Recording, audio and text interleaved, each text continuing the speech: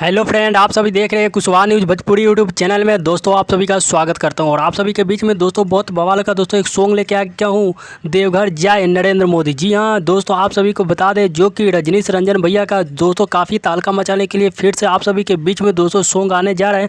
और जितने मेरे भाई कुशवाहा का सॉन्ग सुनते हैं और कुशवाहा का सॉन्ग पसंद करते हैं तो आप हमारे यूट्यूब चैनल पर न्यू है, ताकि चैनल को सब्सक्राइब करें ताकि आप सभी को भोजपुरी का हर खबर यहाँ पर सुनने को मिलता है। दोस्तों काफ़ी हाई लेवल का जो कि रजनीश रंजन भैया का जो कि दोस्तों एक सॉन्ग आ रहा है। और आप सभी जरूर इस गीत को जो कि शेयर करें ताकि आप सभी के बीच में कुशवाहा का हर मैटर जो कि कुशवाहा का कोई भी अपडेट आए तो आप सभी को सबसे पता पहले चले।